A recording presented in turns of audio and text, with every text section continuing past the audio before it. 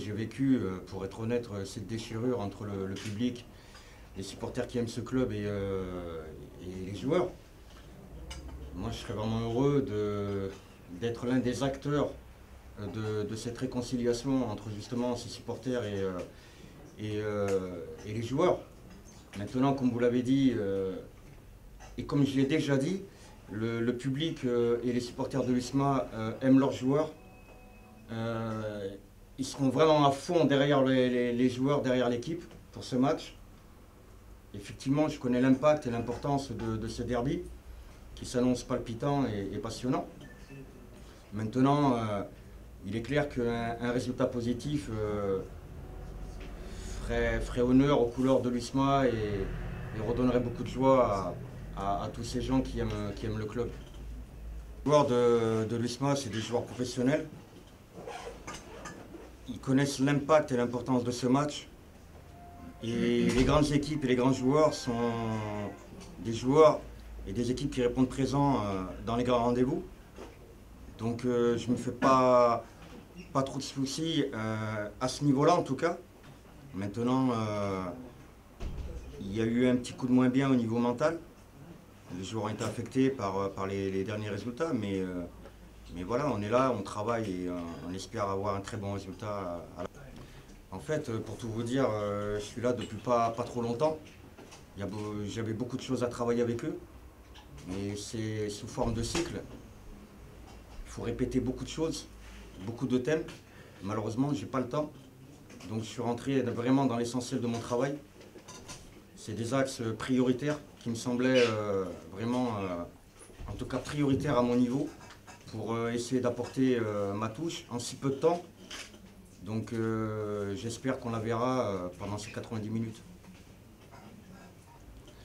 Plus vous faites une préparation spéciale dans ce genre de match, plus vous mettez de la pression aux joueurs et moins vous risquez de les avoir performants lors de ce grand rendez-vous. Maintenant, le derby, comme vous l'avez dit, moi je l'ai vécu en 2015-2016, match aller, match retour.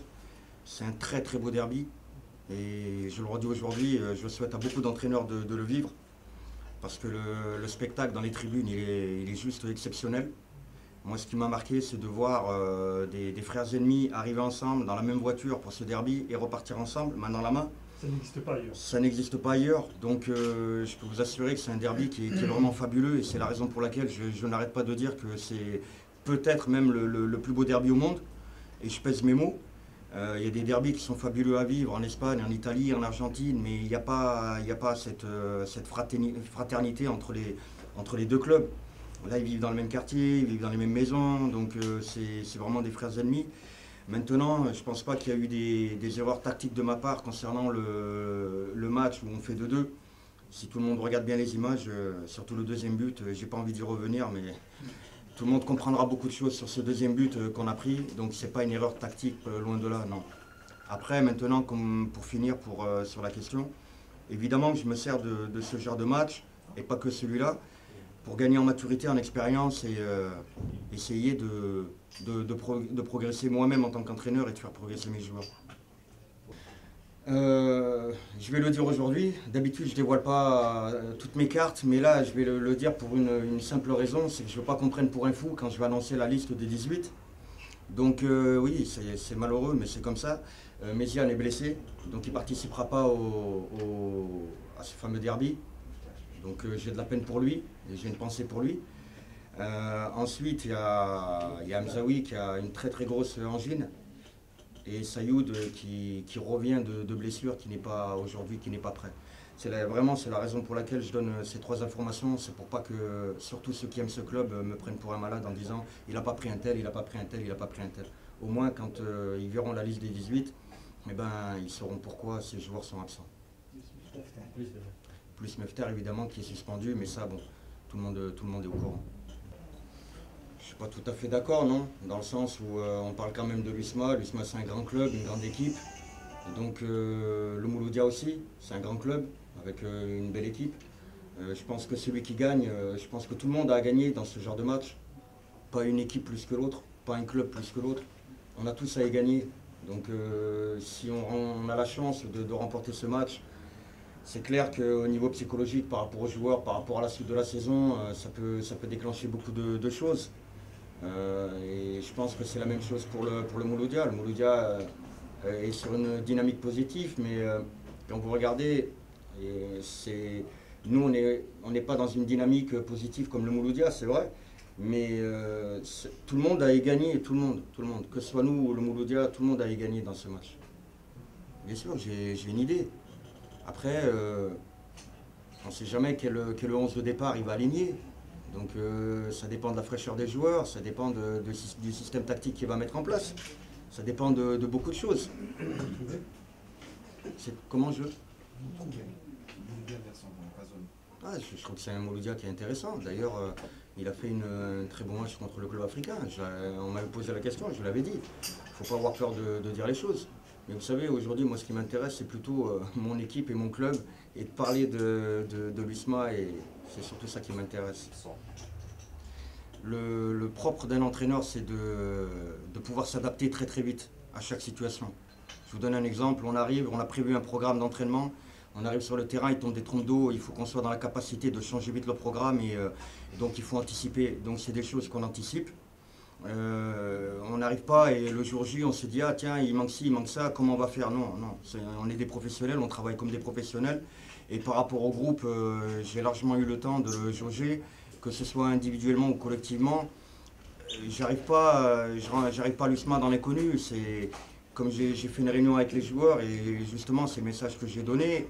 Évidemment que je connais les joueurs avec lesquels j'ai travaillé en 2015-2016, mais tous les nouveaux joueurs qui nous ont rejoints, qui ont rejoint l'effectif, c'est des joueurs que je connaissais aussi, donc dont je suivais aussi toutes les performances. Et pourquoi?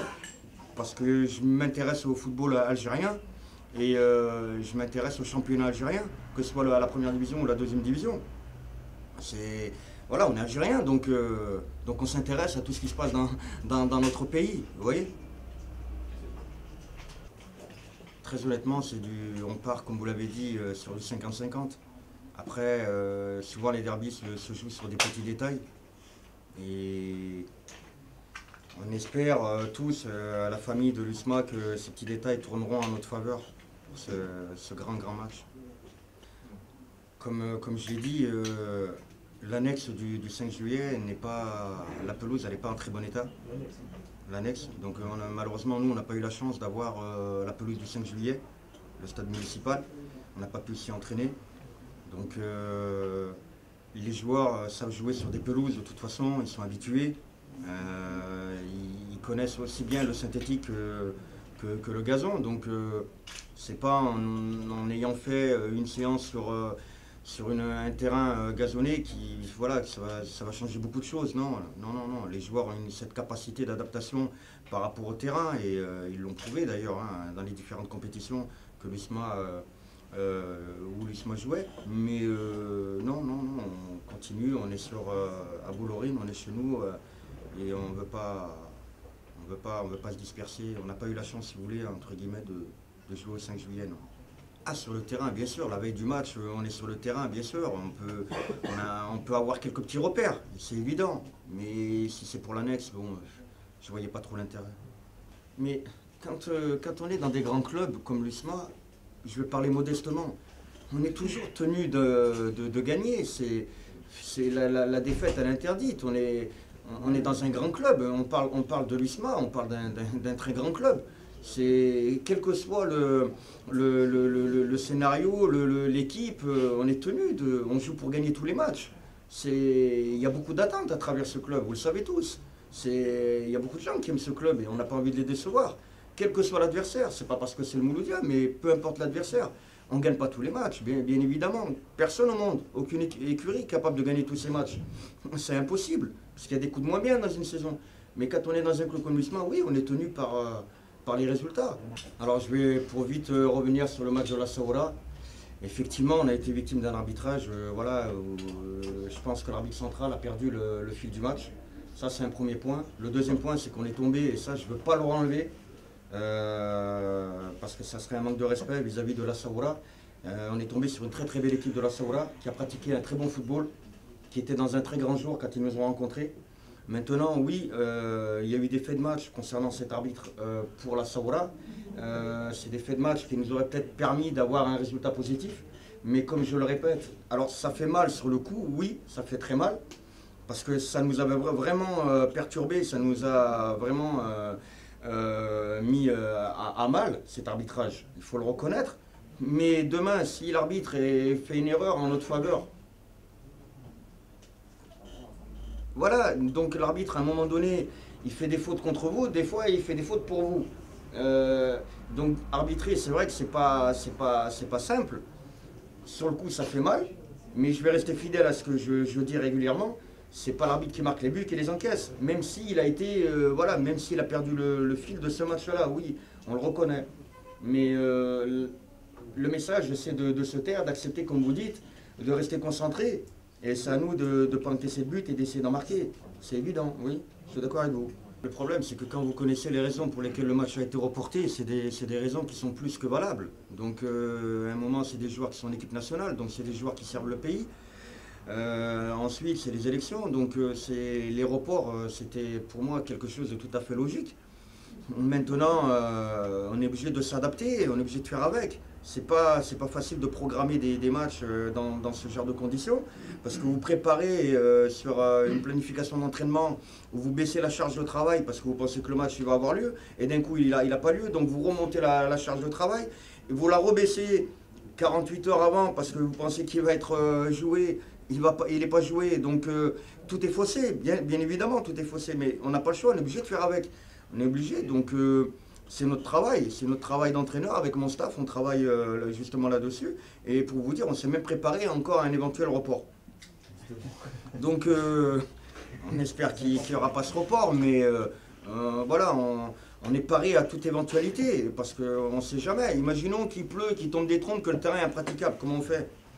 C'est une éventualité, vous voyez? Donc on se prépare et on accepte, malheureusement, on accepte la situation. On n'a pas le choix, de toute façon, on est obligé de composer avec. Je pense que la force du Mouloudia, c'est un collectif. Avec à l'intérieur de très bonnes individualités, mais à la base, c'est leur collectif. J'en dirai pas plus. D'accord, ça.